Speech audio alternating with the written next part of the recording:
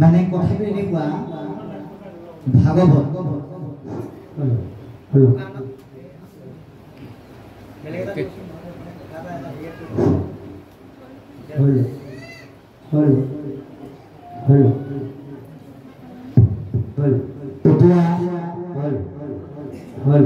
ভাগৱত হল হল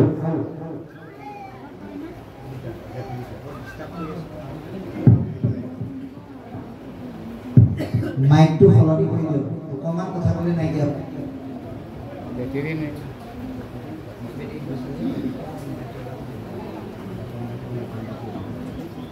এতিয়া কৈছে দোকানত থৈ দিলে কিতাপ ঘৰত থৈ দিলেও কিতাপ আৰু নামঘৰত যেতিয়া প্ৰতিষ্ঠা কৰা হয় ভগৱান এতিয়া ভাগৱতখন কেৱল পঢ়িলেই নহ'ব শুনিলেই নহ'ব ইয়াত হোৱা কথাখিনি ব্যৱহাৰিক জীৱনত যেতিয়া পালন কৰিব তাকে কৈছে ভাগৱত ধৰ্ম এতিয়া ভাগৱত ধৰ্মৰ মূল মন্ত্ৰ কি অনাদৰি আনধৰ্ম স্বধৰ্মনি শেষ কেৱলে দিউক ভোগ তিৰয় উপদেশ আনৰ ধৰ্ম হিংসা নকৰা ভকতিৰ উপদেশ আনক দিয়াৰ উপৰিও নিজে ব্যৱহাৰিক জীৱনত পালন কৰে সেয়া হ'ল ভাগৱত ধৰ্ম এই ধৰ্ম পালন কৰিবৰ কাৰণে আমাক প্ৰথমতে মহাপুৰুষে কি বুলি ক'লে জয় জয় কৃষ্ণ যাৰ স্মৰণ মংগল আমি সদায় কৃষ্ণক স্মৰণ কৰিব লাগে কেতিয়া কেতিয়া লাগে অকল নামঘৰত গোট খাই পেলাই ইজনে সিজনক কৃষ্ণ বুলি ক'লে নহ'ব ভগৱন্তই নিজেও যেতিয়া যাবলৈ হৈছিলে বৈকুণ্ঠলৈ উদ্ধৱে কৈছিলে মই তোমাক কেতিয়া কেতিয়া স্মৰণ কৰোঁ কওঁ শুনা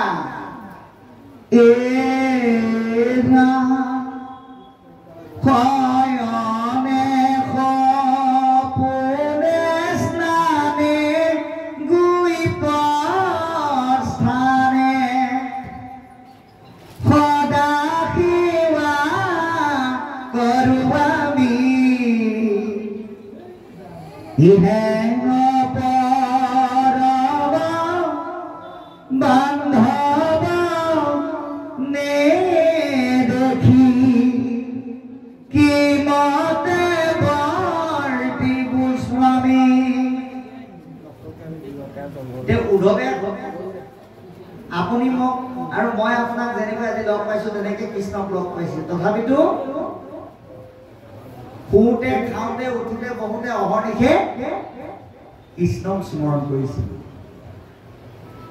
আপুনি আমি পৰমপুৰ ভগৱন্তক তেনেধৰণে যেতিয়া যিমান স্মৰণ কৰিব পাৰিম সিমানে আমাৰ দেহ মন আৰু পৰিৱেশ মংগলযুক্ত হ'ব কিয় জাগত যোগা বিৰু হৰি নাম মহাফল সত্য যুগত ধ্যান কৰি বেদা যুগত যজ্ঞ কৰি দাপৰত পূজা কৰি যি ফল পাইছিল কলি যুগত কেৱল সৎসংগৰ যোগেদি গুৰুত আশ্ৰয় গ্ৰহণ কৰি ঈশ্বৰৰ নাম লৈ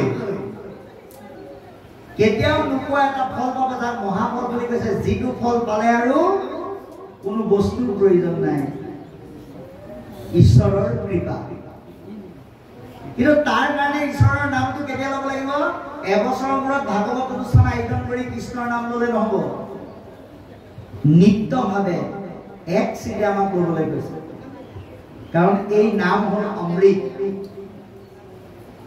অমৃতে যেনেকৈ অমৰত্ব প্ৰদান কৰে কৃষ্ণৰ নামেও আমাক অমৰত্ব প্ৰদান কৰে অৰ্থাৎ আমি মৰিবৰ সময়তো মৃত্যুৰ যন্ত্ৰণালৈ ভয় নকৰে মৃত্যুৰ যন্ত্ৰণাৰ যিটো ভয় এই ভয় ভাগৱতে আঁতৰাই দিয়ে কাৰ দৰে পৰীক্ষিত ৰজাৰ দৰে সেইকাৰণে ইয়াক অমৃত সাৱধানে পান কৰিবলৈ কৈছে আজি আপোনালোকে ইমান সুন্দৰ এটা নীৰৱ পৰিৱেশ দি পান কৰিছে এনেকৈ পান কৰিবলৈ কৈছে সুস্থ হৈ থাকোঁতে তাক কৈছে বাৰু ঘোৰ কলি যুগে মলমতি মনুষ্যৰ কলি যুগত যাৰ মন মলিনতাৰে ভৰা তেওঁলোকক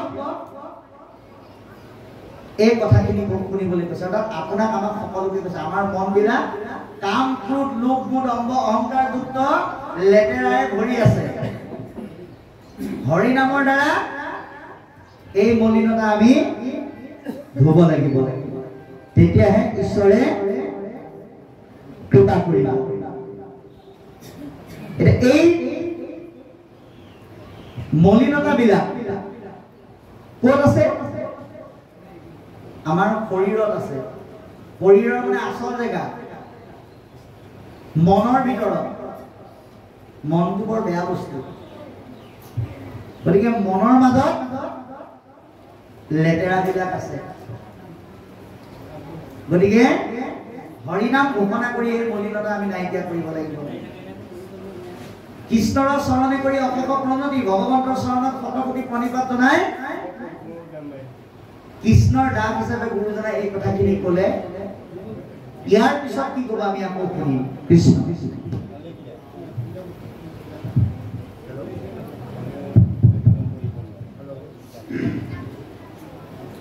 কৃষ্ণ কৃষ্ণ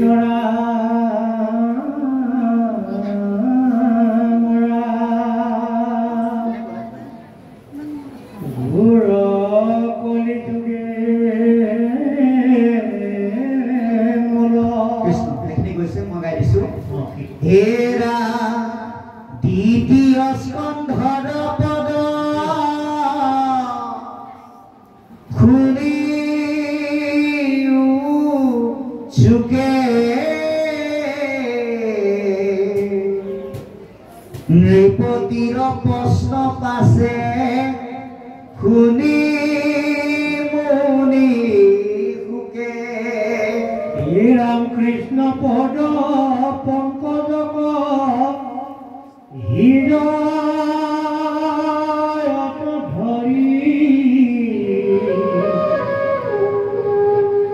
ধিলম থকি দান্ত টাংক অৰ্দুবাদ কৰি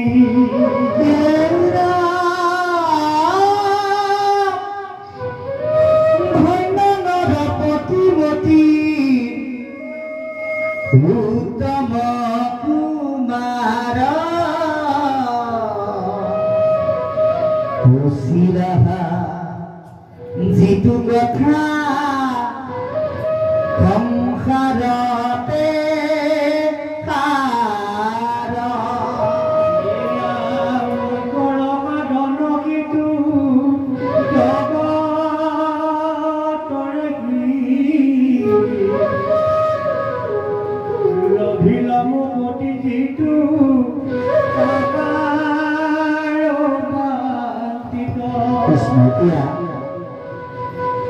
এই ভাগৱতখন হ'ল এনেকুৱা এটা গ্ৰন্থ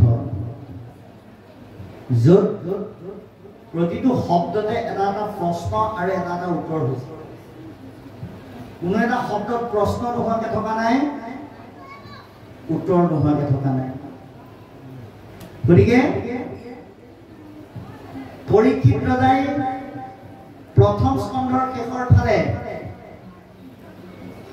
পৰীক্ষিত ৰজাই শুকদেৱক প্ৰশ্ন কৰিলে এৰা মৰণ সময়ে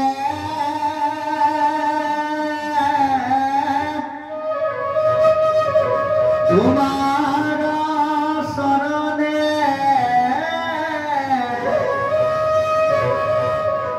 পুছু গুৰু সাম্প্ৰদ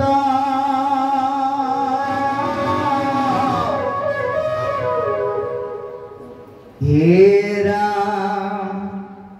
মৰিবাৰ বেলা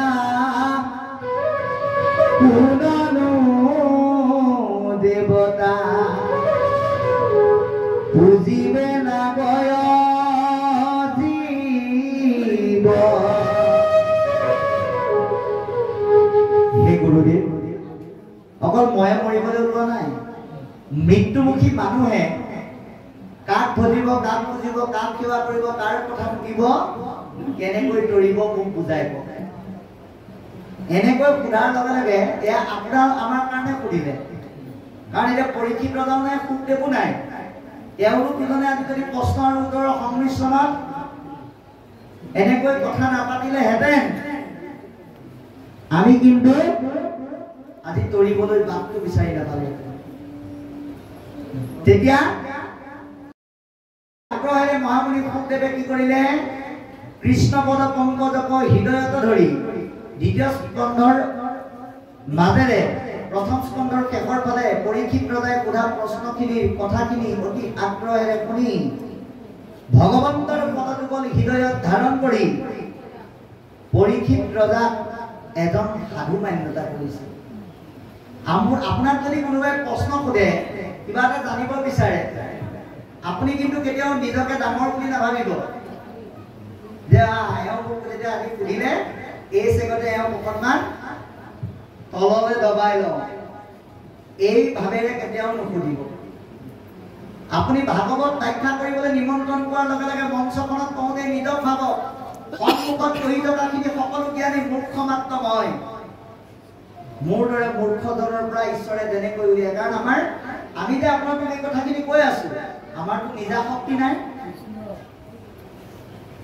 আমাক সিদ্ধান্ত দিছে আমি কি বাৰু মই আতি জৰ ইটো কথা বৰ তুমি সনাতন হৰি নচো আজি মতে নাচো সেই মতে তজুৱাই গাখীৰে ধৰি।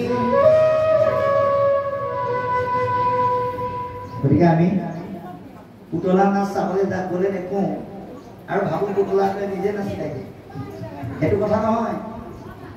কোনোবা এটা শক্তিৰ দ্বাৰা নিৰন্তন কৰি থাকে আৰু সি নাচি থাকে। আপুনি আমিও কৃষ্ণৰ হাতৰ পুতলা, আমাক যেনেকৈ কৈ আছে আমি তেনেকৈ কৈছো। সেইকাৰণে শুকদেৱে পৰীক্ষিত ৰজাক শিষ্য ছাত্ৰ বা তেনেকুৱা কোনো ভাৱ লোৱা নাই, এজন সাধু বুলি মান্যতা কৰিছে যে তুমি মহাসাধু। ভগৱন্তৰ পদযুগল হৃদয়ত ধাৰণ কৰি পৰীক্ষিত ৰজাক সাধু মান্যতা কৰি ক'বলৈ আৰম্ভ কৰিছে। ধন্য নৰপতিমতী উত্তম কুমাৰ, হে ৰাজন সঁচাকৈ তুমি ধন্য, তুমি এজন উপযুক্ত ৰাজকুমাৰ। পুচিলা না যিটো কথা সংসাৰতে সাৰ। আমি কাৰোবাৰ লগত কিবা কথা পাতিলে সাৰ কথা পাতিব লাগে, দৰকাৰী কথা, যিটো কথাই মানুহৰ কিবা এটা কামত আহে। অলাগতিয়াল অদৰকাৰী অসাৰ কথা পাতি আমি সময় নষ্ট কৰিব নালাগে। গতিকে তুমি যিখিনি কথা সুধিলা ইয়াৰ মাজত বহু মূল্যৱান তত্ত্ব লুকাই আছে। মুখ্যৰ সাধন এইটো জগতৰ হিত, মুখ্য সাধন আৰু জগতৰ কল্যাণ, মুক্তি প্ৰাপ্ত কৰিব পৰা পথ, সুগম পথ অতি সুন্দৰকৈ তোমাৰ কথাখিনিৰ মাজত লুকাই থকা বিষয়ত সোমাই আছে। কিন্তু ৰজা, তোমাক মই ভাগৱত ক'লো বুলিয়ে তুমি তাকে তাকে ক'ব নোৱাৰিবা। কাক ক'ব নালাগে আমাক ইয়াৰ পৰৱৰ্তী পদে ক'ব। কৃষ্ণ কৃষ্ণ ৰাম নাহি জ্ঞানদাৰ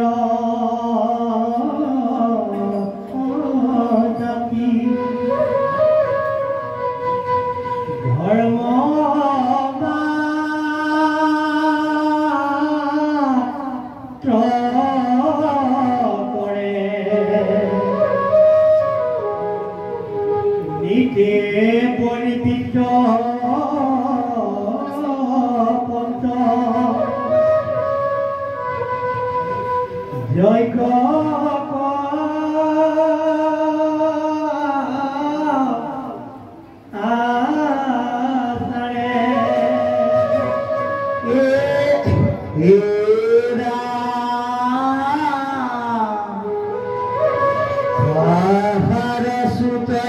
কথা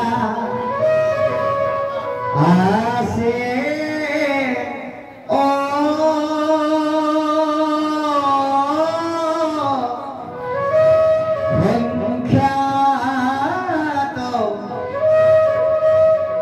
হৰি বিমুখৰ হুৱে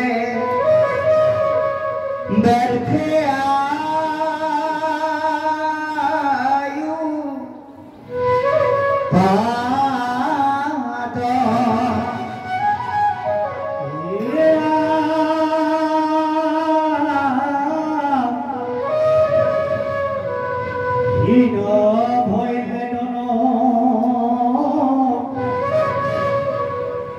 তুম্বরা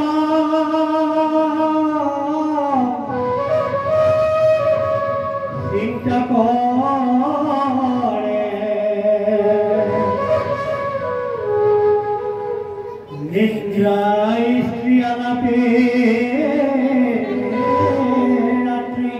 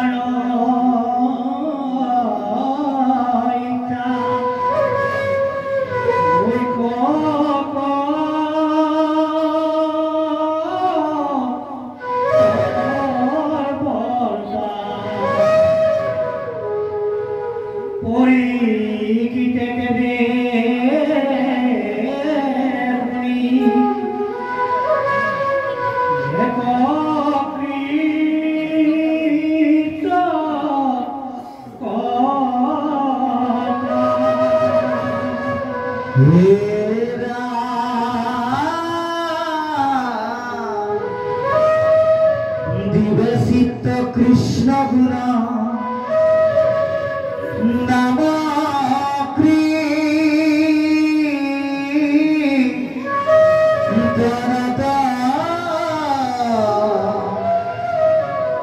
কৃষ্ণ রেখে পদ পদ্ম স্মরিবে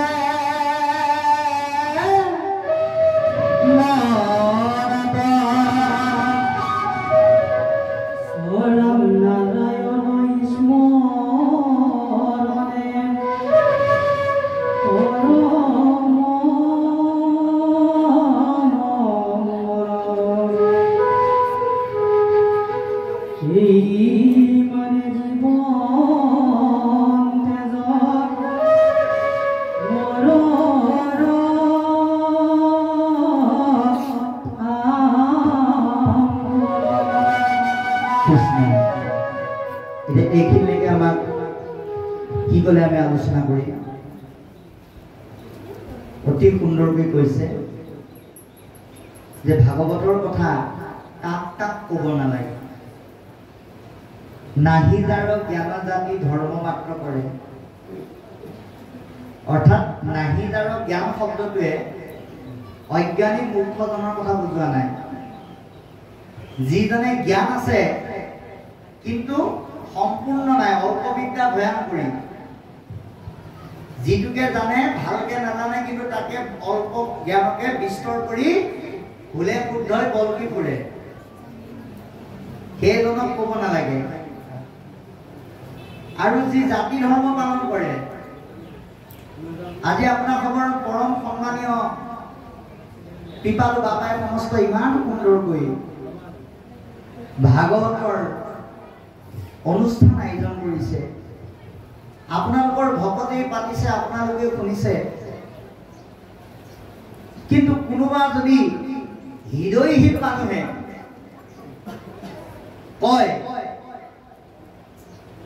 যে এই বস্তুবিলাক সকলোৱে পাতিব নোৱাৰে নহয়, এইবিলাক উচ্চ মানুহৰ বস্তু, সেই তেনেকুৱাকে কোৱা ব্যক্তিসকলক কেতিয়াও ভাগৱত ক'ব নালাগে। যি জাতি ধৰ্ম পালন কৰে, মানে ভাগৱত পতা আৰু শুনাৰ ক্ষেত্ৰত, গোৱাৰ ক্ষেত্ৰত যি মানুহে ভাবে যে ভাগৱত পাতিবলৈ হ'লে পঢ়িবলৈ হ'লে বোলে বগা মানুহে পঢ়িব, ক'লা মানুহে নপঢ়ে, ওখ মানুহে পঢ়িব, চাপৰ মানুহে নপঢ়ে, শকত মানুহে পঢ়িব, ক্ষীণ মানুহে নপঢ়ে, উচ্চ জাতিয়ে পঢ়িব, নিম্ন জাতিয়ে নপঢ়ে, এনেকুৱা ধাৰণাৰে যি বিশ্বাসবিলাক মানুহক ভুল প্ৰয়োগ কৰে তেওঁলোকক ক'বলৈ হাক দিছে। কাৰণ ভাগৱতত জাতি ধৰ্ম নাই। ভাগৱতত কি ধৰ্ম আছে? ভাগৱতত আছে কেৱল জীৱ ধৰ্ম, জাতি ধৰ্ম নাই। জাতি ধৰ্ম আছে সংকীৰ্ণ মনোভাৱত। ভাগৱতে কেতিয়াও জাতি ধৰ্মক প্ৰাধান্য দিয়া নাই, বৰঞ্চ যেতিয়া পুতক ভাগৱত দিছিল তেতিয়া প্ৰশ্ন কৰিছিল ভগৱন্তক নাৰদে যে হে প্ৰভু বৰ ডাঙৰ কথা হ'ল বোলে কি এই অন্তৰ্জাতিক পুতক বাৰু কেলে ভাগৱত দিলে? তেতিয়া ভগৱন্তই কৈছে ও নাৰদক সম্বুধিয়া মাধৱে বুলিলা মোৰ ভকতৰ কিয় জাতি বিচাৰিলা চান্দালে ভজয় ভক্তি কৰিয়া আমাক মোত কৰি শ্ৰেষ্ঠ কিটো জানিবা সাক্ষাৎ কাই বাক্য মনে উদ্দৃঢ় বিশ্বাসে যিজনে ভকতি কৰে সেইজন বোলে ভগৱন্ততকৈও শ্ৰেষ্ঠ। সেইকাৰণে কৈছে যে এই সকলক নকবা নিতে বলি বিশ্ব পঞ্চযজ্ঞ আচৰে। যিসকলে এই বিশ্ব ব্ৰহ্মাণ্ডত দেৱ দেৱী পূজাৰ নামত জীৱ হত্যা হিংসা কৰি বলি বিধান আদি কৰে, অকল পূজাৰ নামত বুলি নহয় জিভাখনৰ কল্যাণৰ কাৰণেও যিসকলে হত্যা কৰে তেৰা সমস্তকো ক'ব নালাগে বুলি কৈছে। গতিকে যে পঞ্চযজ্ঞ আমাৰ বেদত উল্লেখ আছে। আমি বোলে জন্ম হওঁতে 5টা বস্তুৰ ঋণী হৈ আহিলো। পিতৃভূত পতিদেৱৰ ঋষি সুহৃদৰ উপজিলে আশংকাৰৰ ঋণী হৈ নহয়। পিতৃভূত পতি ঋষি সুহৃদ আদিৰ আমি ঋণগ্ৰস্ত। আৰু সেইকাৰণে হোম দান অৰ্পণ পূজা আদি কৰ্ম আমি কৰিব লাগে। কিন্তু কাই বাক্য মানে যিজনে ঈশ্বৰ আশ্ৰয় লয় তেওঁলোকৰ এই পঞ্চযজ্ঞৰ প্ৰয়োজন নাই। তেওঁলোকৰ পঞ্চযজ্ঞ কি কি? ব্ৰহ্মযজ্ঞ, দেৱযজ্ঞ, নিযজ্ঞ, জ্ঞানযজ্ঞ আৰু ভূতযজ্ঞ। প্ৰতিখন গৃহস্থৰ ঘৰত দৈনন্দিন 5 প্ৰকাৰৰ পাপ হয়। জলকুম্ভ, চুলীয়া, বাহনী, ঢেঁকী পতা এহি সেই গৃহস্থৰ পাপ জানা পঞ্চভূতা। এই 5 প্ৰকাৰৰ পাপ কলহত পানী ভৰাই থলে, দূৰৰ পৰা পানী আনোতে, বাহনীৰে চোতাল সাৰোতে, জুই ধৰোতে, ঢেঁকীত ধান বানোতে, পতাত সৰিয়হ পিছোতে যি পাপ হয় ইয়াৰ কাৰণে 5 প্ৰকাৰৰ যজ্ঞ। ব্ৰহ্মযজ্ঞ বিচনাৰ পৰা শুই উঠি ঈশ্বৰৰ নাম লোৱা, দেৱযজ্ঞ ঘৰৰ প্ৰতিজন সদস্যই গুৰু সেৱা কৰা, নিযজ্ঞ অতিথিক ভগৱান জ্ঞান কৰা আৰু ভূতযজ্ঞ জীৱৰ প্ৰতি দয়াশীল হোৱা। এয়াহে আমাৰ প্ৰকৃত পঞ্চযজ্ঞ। কিন্তু এই সকলে এই অল্প বিদ্যাত সকলে সেইটো মানি নলয়। তাহাৰো সুযোগ্য কথা আছে অসংখ্যা, তেওঁলোকৰ শুনিবলগীয়া বহুত কথা আছে, কিন্তু তেওঁলোকৰ পথটো ঈশ্বৰ বিমুখী হোৱাৰ কাৰণে আয়ুসবিলাক অভাৱত নষ্ট হৈ যায়। কাৰণ তেওঁলোকে এটাই চিন্তা কৰে, দিন ভৰিলে ধন কুটুম্বৰ চিন্তা কৰে। দিনত হলে পইচা টকা অৰ্জন কৰি নিজৰ লগতে পুত্ৰ ভাতৃক আদি কৰি কুটুম্বসকলক কেনেকৈ সন্তুষ্ট কৰিব পাৰিম সেইটো চিন্তাত থাকে। নিদ্ৰা স্ত্ৰী আলাপনে ৰাতি আয়ু ভৰে। যেতিয়া শুবৰ সময়ত পৰিয়ালৰ আইগৰাকীকে আদি কৰি সকলোৰে লগত দিনৰ বেপাৰ বাণিজ্যৰ কথাকে পাতিব। বোলে আজি 10 টকা কেজিকে আলু কিনি 20 টকাকে বেছি 10 টকা লাভত পালো। কিন্তু তথাপিতো আইগৰাকী নুসুধে গুৰুগৃহত বন্তি জ্বলাবলৈ তেল আছে নে নাই, ধূপ আছে নে নাই, কেৱল দেহৰ বেপাৰ বাণিজ্যৰ কথা পাতি থাকে। আৰু তেনেকৈ কথা পাতি থাকোঁতে থাকোঁতে তেওঁলোক বিষয়লৈ আগবাঢ়ি যায়। এই বিষয়ে তাক আবদ্ধ কৰে, মিছা বিষয়ত মাত্ৰ কৰে অভিলাষ, মিছা বিষয়ত অতিবাহিত হৈ থাকোঁতে থাকোঁতে যিহেতু নেদেখে নৰে আপোনাৰ বিনা। আৰু সেইকাৰণে সেইজনে নিজৰ ধ্বংস হোৱাৰ ৰাস্তাটো দেখা নাপায়। সেইকাৰণে কৈছে হেনত আনি যাৰ ইচ্ছা মুখ্য পকৰ কথা,